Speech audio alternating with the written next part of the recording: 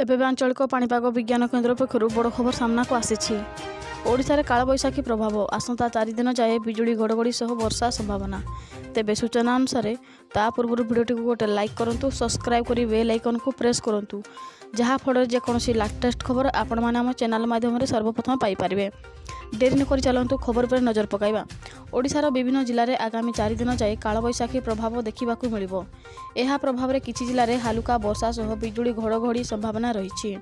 बिजुली घड़घड़ी नहीं केतेक जिला को भुवनेश्वर स्थित आंचलिक पाणीपाग केन्द्र पक्षर येलो वार्निंग जारी कर आगामी 24 घंटा मध्य सुंदरगढ़, केन्दुझर, मयूरभंज, बालेश्वर, रायगड़ा एवं गजपति जिले में बिजुली घड़घड़ी येलो वार्निंग जारी करिछि पाणीपाग केन्द्र। सेहीपरि मार्च 29 रु 30 तारिख मध्य सुंदरगढ़, केन्दुझर, मयूरभंज, बालेश्वर और जाजपुर जिला को बिजुली घड़घड़ी वार्निंग जारी करिछि। आसंता मार्च 30 रु 31 तारिख मध्य मयूरभंज, बालेश्वर, केन्दुझर, भद्रक, ढेंकानाल, अनुगुल एवं जाजपुर जिला को बिजुली घड़घड़ी वार्निंग जारी कराଯାଇଛି।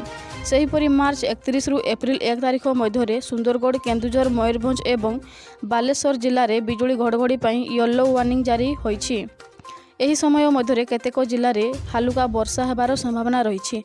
बुधवार दिन राज्यर विभिन्न स्थान में तांडव रचिथिला कालबैशाखी। वज्रपात एवं कुआपथर माड़ जो केतेक स्थान में फसल नष्ट होइछि।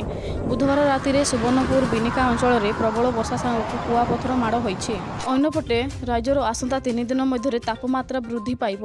राज्यर विभिन्न स्थान में दिन तापमात्रा सह राति तापमात्रा 2 रु 3 डिग्री पर्यंत हेबार संभावना रही पूर्वानुमान करिछि भुवनेश्वर स्थित आंचलिक पाणीपाग केन्द्र। अधिकांश जिले में तापमात्रा 40 डिग्री टपिबार संभावना रही। एहिभଳି पाणीपागर सूचना पाइबा चैनल को सब्सक्राइब कर बेल आइकन को प्रेस करूँ।